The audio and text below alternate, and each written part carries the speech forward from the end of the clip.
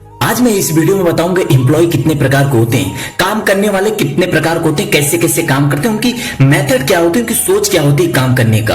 पहले चीज बता दूं, एम्प्लॉय होता है, दूसरा सेल्फ एम्प्लॉय होता है, तीसरा बिजनेसमैन होता है, चौथा इन्वेस्टर होता है। इन्हीं चारों में से लोग काम करने वाले होते हैं। एम्प्लॉय का मतलब ये होता है जो दूसरों के पास काम करता हो और काम करके सिर्फ घर चलाए, पैसे से मतलब उसे।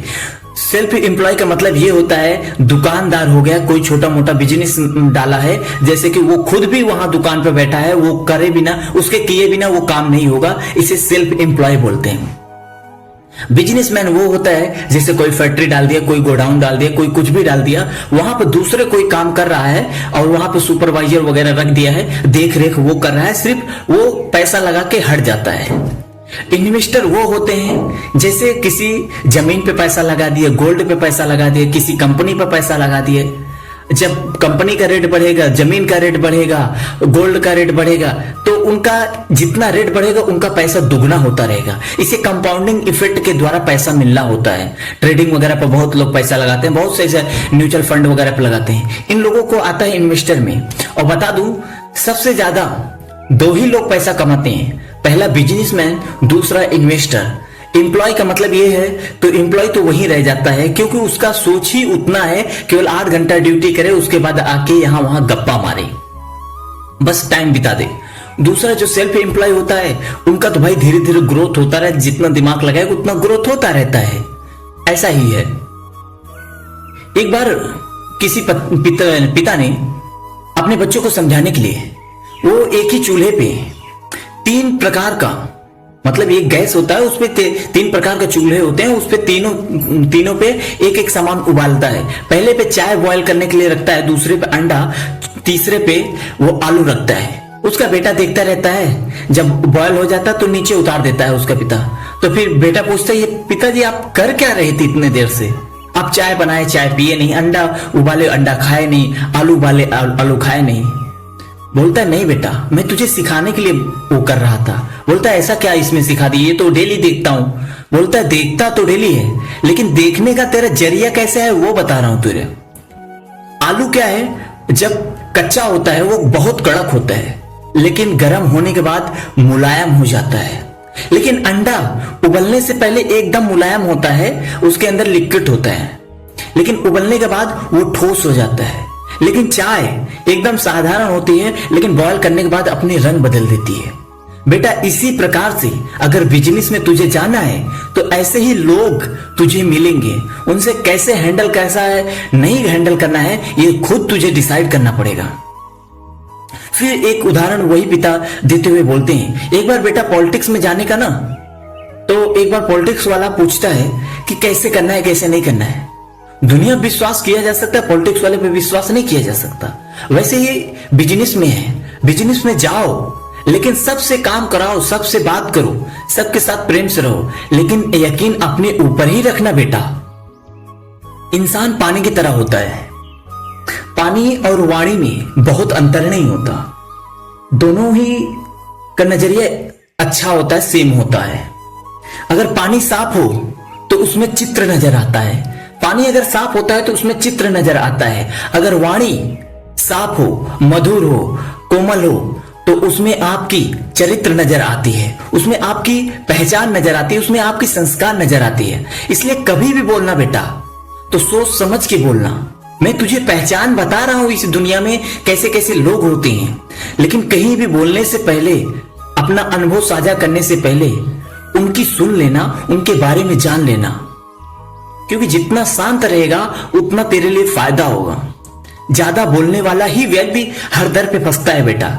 कम बोलेगा तो कम फंसेगा, ज्यादा बोलेगा तो ज्यादा फंसेगा। इसलिए वही बोलो जो काम का है, जो काम का नहीं दिखावा में आता है उसे बोलने की जरूरत नहीं है, क्योंकि कितना भी दिखावा कर लो दुनिया वही करती है जो उसे पसंद होती है। आप कितना भी बड़ा बिजनेस से बिजनेस कर लो, कितना भी बड़ा हेल्प कर लो, लेकिन दुनिया एक मौका पाते ही तुझे देश से निकाल देगी। एक गलती पाते ही सारी गलतियों, तेरी अच्छाइयों को भुला देगी। ये इतिहास में होती आया है, ऐसा कुछ नहीं है। फिर पिता ने अपने बच्चों को बोला, क्योंकि पिता ने बच्चों को बिजनेस करना सिखा रहे हैं, आप भी सुनो और ध्यान से समझो, हो सकता है मेरी वॉइस थोड़ी गड़बड़ हो, पर नॉलेज 100% सही रहती है, ये मुझे मालूम है। और जब पिता ने बोला, दूसरा एग्जाम्पल देते हुए पिता ने बोला, बेटा गुस्सा, लालच ये समय समय के लिए होता है, लेकिन हर समय के लिए अच्छा नहीं होता। फिर पिता ने बच्चे का गुस्सा कंट्रोल करने के लिए एक ट्रिक बताया। बोलते हैं कि बेटा ये बता, एक दीवार पे जितनी चक्कर तुझे गुस्सा आए उतना कीला तुझे इस दीवार पे मारना है। तो वो बच्चा कुछ दिन तक उस दीवार पे, जब भी उसे गुस्सा आता तो उस दीवार पे एक कीला मारता। उस पिता ने उस चैलेंज पे पैसा रखा था, 1 करोड़ रुपए रखा था, एक लग्जरी गाड़ी रखा था। इसलिए रखा था बच्चों को समझा सके अपने बच्चे को, क्योंकि उसका पिता बहुत बड़ा बिजनेसमैन था। तो उसने बच्चे को सिखाने के लिए, उसके बच्चे को बहुत ज्यादा गुस्सा था, गुरूर था, कि मतलब पैसे का घमंड था। जैसी उसे परवरिश मिली तो उसके हिसाब से था, लेकिन पिता अपने मेहनत से काम किया था, इस वजह से बच्चे को संभालना उसका फर्ज था। फिर उसने एक दिन बोलता है ईमानदारी से, जितनी चक्कर तुझे गुस्सा है उतना इस दीवार पे कीला मारना है। तो धीरे धीरे करते करते करते करते, और दीवार पे कीला कहां मारना था पता है? घर के लास्ट एकदम कोने पे मारना था, जहां पे बच्चा रहता था वहां से 100 मीटर दूर पे जाके कीला मारना रहता था। तो वो बच्चा जाता, जब उसे गुस्सा आता वो जाके वहां पे एक कीला मार का आता। पहले दिन 10-12 कीला मारा, फिर उसके बाद उतना ही मारा, 3-4 दिन तक उतना ही मारता रहा, कभी कम ज्यादा होता रहा। उसके बाद फिर धीरे धीरे बच्चे को समझ में आया, अरे यार जितना गुस्सा करूंगा वहां पे जाना है, 100 मीटर दौड़ना है, इससे अच्छा है कि गुस्सा ही कम कर दूं। तो धीरे धीरे कंट्रोल करने लगा।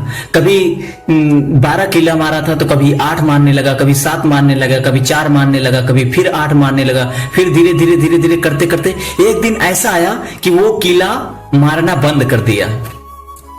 फिर अपने पिता से बोला कि पिताजी आज मैंने एक भी कीला नहीं मारा, आज मुझे एक भी बार गुस्सा नहीं आया किसी पे, ना वर्कर पे, ना किसी पे नहीं आया, ना तो खुद के ऊपर। तो पिता ने बोला कि अभी तू चैलेंज जीता नहीं है, अभी ये करना है कितने दिन तक तुझे गुस्सा नहीं आता उतना कीला तुझे जिस दिन तुझे गुस्सा नहीं आएगा उसका एक कीला निकालना है। अगर जिस दिन गुस्सा आएगा उस दिन कीला बढ़ाना है, जिस दिन गुस्सा नहीं आएगा उस दिन कीला निकालना है। फिर वो प्रोसीजर धीरे धीरे करते करते वो 3 से 4 महीना निकल गया। धीरे धीरे करके जो बच्चे के अंदर इतना घमंड था, गुस्सा था, 100 मीटर सिर्फ जाने के लिए, छोटी छोटी गलतियों को सुधारने के लिए, वो ऐसे करते करते एक दिन ऐसा आया पूरे दीवार से कीला निकल गया। जो भी उसमें कीला मारा था निकल गया। फिर पिता को बोला वो कि ऐसी बात है, पूरा कीला निकल गया, मेरे को गुस्सा अब नहीं आता। फिर पिता ले गया, बोलता बेटा इस दीवार पे देखो ध्यान से, कुछ दिखाई दे रहा है? तो पिता ने बोला, पिता को देखते हुए बेटे ने बोला कि नहीं, कीला तो एकदम साफ है, एक भी कीला नहीं है। नहीं, फिर पिता बोलता है, बिजनेसमैन बोलता है, बेटा फिर से देखो इस दीवार पर कुछ है। तो फिर लड़का बोलता हाँ कीले के निशान है पिताजी। तो फिर पिता ने बोला कि बेटा ऐसे ही जिंदगी होता है, जो तू गुस्सा करता है ना, माना कि तेरी गुस्सा जायज है क्या नहीं वो तेरी प्रॉब्लम है, लेकिन जैसे ही तूने कीला मारा, कीला मारने के बाद कीला तूने वहां से मतलब किसी को गुस्सा किया, गुस्सा करने के बाद तू सॉरी भी बोल दिया, माफी भी मांग गया, लेकिन वो दर्द, वो विश्वास टूट चुका होता है, वो कभी जुड़ता नहीं। शीशा टूटने के बाद जुड़ता तो है लेकिन उसमें दरार पड़ जाता है बेटा। वैसे ही देख, तूने जो कीला मारा था, कीला निकल भी गया, अपनी गलती मान भी लिया, लेकिन चिन्ह अब भी रह गया, कीले का निशान अब भी रह गया।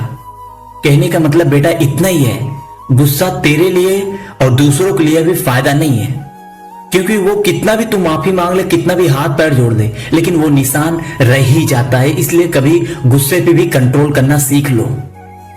पता है बेटा, इंसान और जानवरों में क्या फर्क है? इंसान प्रश्न कर सकता है, जानवर प्रश्न नहीं कर सकते। इंसान वो चीज कर सकता है जो चीज वो सोच सकता है, पर जानवर वो चीज नहीं कर सकता जो चीज वो सोच सकता है। बस इतना ही फर्क है, और बाकी हर चीज तो इंसान ही कर रहा है। इंसान को अभी फल फूल दोगे वो खाएगा, मांस मछली दोगे तो वो खाएगा, लेकिन अभी जानवरों को आगे फल फूल कुछ भी रख दो वो नहीं खाएगा। बादाम किशमिश रख दो वो नहीं खाएगा, उसके चाहे 4 दिन पड़ा रहे, लेकिन इंसान के आगे पड़ा रहेगा तो वो जरूर खा लेगा। क्योंकि इंसान से ज्यादा दोगला कोई नहीं है बेटा, इंसान से ज्यादा दगेबाज कोई नहीं है। इंसान अपने राजा को भी प्रमाण मांग लेती है, इंसान अपनी जननी माता को भी अग्नि परीक्षा देने के लिए तैयार कर देती है, उससे भी प्रमाण मांगती है वो शुद्ध है कि अशुद्ध है। तो इसलिए बेटा किसी पे विश्वास करने की जरूरत नहीं है। अगर विश्वास करने की इतनी दुनिया होती तो राम भगवान को प्रमाण देने की जरूरत नहीं पड़ती। अपनी मां को, जो अयोध्या की रानी थी, अपनी मां को जिसे जननी थी, उसे भी सबके सामने पवित्रता का प्रमाण लेना पड़ा था। इससे बुरा और क्या हो सकता है, जिस मां को अपने बच्चे के सामने, अपने बूढ़े बुजुर्ग के सामने, सबके सामने, पूरी सभा में यह कहना पड़े मैं पवित्र हूं, मैं इसके ऐसा है वैसा है, पूरा साबित करना पड़े। उससे ज्यादा लज्जित की क्या बात होगी बेटा। इसलिए इस दुनिया से सुधर कर रहना। ये दुनिया सुधरना नहीं चाहती। तू अपना काम कर, दुनिया जाए भाड़ में। सिर्फ उतना ही कर जितना तेरे को ना तकलीफ हो और सामने वाले को ना तकलीफ हो। कभी कभी हमारी जिंदगी के छोटा छोटा स्टेप हमारी जिंदगी बदल देती है। कभी भी एक तरीके से नहीं जा सकते, कोई एक दायरा पकड़ कर नहीं जा सकते, कोई एक लिफ्ट पकड़ कर नहीं जा सकते। अगर जीवन में उतरना है, फील्ड में कामयाब बनना है, तो उसके लिए बहुत मेहनत करने की जरूरत है। फिर बेटे को जब बिजनेस सिखाया पिता ने, तो बिजनेस सिखाने के बावजूद पिता ने क्या किया था पता है? पिता ने भेज दिया वहां से। ये नहीं बोला कि जाके तू डायरेक्ट ये पदवी ले ले, मैनेजर की पदवी ले ले, ये पदवी ले ले, ऐसा कुछ भी नहीं किया। पिता ने बोला अभी तू जाएगा, अगर मेरे बिजनेस को संभालना है तो एक एम्प्लॉय बन के जाएगा। अभी देखो बिजनेसमैन का दिमाग क्या है, बेटे को कैसे सिखा रहा है। सिर्फ करोड़पति होना बड़ी बात नहीं है, लेकिन दिमाग चलाना भी बहुत बड़ी बात होती है। अपने बेटे को भेजा एक नॉर्मल, एक कुटिया, मतलब कि झोपड़ी जाए, जो महलों में रहता था उसे डायरेक्ट झोपड़ियों में भेज दिया। बोलता है कंपनी में जाओ, किसी भी कंपनी में, वहां पे अपने खुद का नौकरी मांगो, अपने से 1 साल तक वहां पे काम करो। 1 साल बाद फिर तुम्हें चेंज करना है नौकरी, अपने दम से वहां से पोजीशन हासिल करना है। सोचो जिसके पास अरबों की संपत्ति हुई, करोड़ों का, उसका बेटा डायरेक्ट मैनेजर नहीं बन सकता, कंपनी मैन नहीं बन सकता था। लेकिन पिता को मालूम था कि बेटों को सिखाएगा नहीं तो वो किसी का इज्जत करेगा नहीं, क्योंकि जो नॉलेज होता है वो एक्सपीरियंस से मिलता है। अब बच्चा कभी मेहनत किया नहीं तो उसे एक्सपीरियंस है नहीं। एक्सपीरियंस देने के लिए वो दूसरे को कंपनी में भेज दिया। बच्चा जहां रोज पिज्जा बर्गर 1000 रुपए 10,000 रुपए का कोई मायने नहीं रहता था, और महीने का कम से कम 3-3 4-4 करोड़ रुपए उड़ा देता था, और वही उस बच्चे को महीने का सिर्फ 5,000 रुपए मिलता था। कितना? 5 करोड़ के बजाय 5,000 मिलता था उसे खर्ची करने के लिए। उसे बोल दिया गया था अपने खुद से कमाना है, खुद से खाना है, खुद से ये टीम वर्क करना है, काम को सीखना है। सोचो उस बच्चे का तो दिमाग आउट हो गई है, मेरा पिता पागल हो गया, ये हो गया, क्या क्या अनाप शनाप नहीं बोल रहा था अपने पिता के बारे में। उसे नहीं मालूम था कि पिता क्या कर रहा है, बस पिता को जो अच्छा लग रहा था वो कर रहा था। फिर धीरे धीरे करके बच्चे के अंदर वो चीज आ गई, किसे कैसे इज्जत करना है, कौन कैसे इज्जत देना है, कैसे नहीं करना है, कैसे एडजस्ट करना है लोगों को, हर चीज सीख गया। उसके बाद फिर मैनेजर के पोस्ट पे गया, मैनेजर की बातें सीखा, मैनेजर का एम्प्लॉय को कैसे हैंडल करते हैं, बड़े टीम को। फिर उसके बाद धीरे धीरे करके स्टेप बढ़ाए। 3 साल बाद बच्चे को पिता ने बुलाया, बुलाने के बाद कंपनी में भेजा। कंपनी में भेजने के बाद एक पोस्ट दिया, उसके बाद बोला कि ये पोस्ट को आपको सीईओ तक लेके जाना है, ये डायरेक्ट आपको कंपनी नहीं मिल सकती। सोचो पिता चाहता तो वो कुछ भी दे सकता था, लेकिन बच्चे को स्टेप बाय स्टेप ले गया, इसलिए कि बच्चे का घमंड टूट गया, बच्चे को इज्जत करना आ गया, बच्चे को लोगों को हैंडल करना आ गया, बड़ों को कैसे हैंडल करना है, छोटों को कैसे हैंडल करना है, ये हर चीज वो हैंडल करना सिखा दिया। वो चाहता तो जो 5 करोड़ रुपए महीने का खर्च करता था बच्चा, वो सिर्फ उसे 5,000 दे रहा था 3 साल तक। क्यों? क्योंकि बच्चे का घमंड तोड़ना था, बच्चे को सिखाना था। अब बच्चा बाद में भरी सभा में जाके ये भी बोला कि मेरे पिता का धन्यवाद है जो जीना सिखा दिया और लोगों को इज्जत करना सिखा दिया। मैं इतना घमंडी था, किसी का कुछ भी बोलता था, कुछ भी करता था। बच्चे ने बहुत रो रो के माफी मांगा और बच्चे पिता का धन्यवाद किया। और इसी तरह से आप भी अपने बच्चों को संस्कार देना ना भूलना। भले भी करोड़ों आ जाए, लेकिन संस्कार नहीं दोगे वो या तो सुसाइड करेगा या तो किसी के साथ अनर्थ करेगा। जय हिंद, वंदे मातरम। आप सुन रहे थे डी सुरेंद्र मोटिवेशनल वीडियो।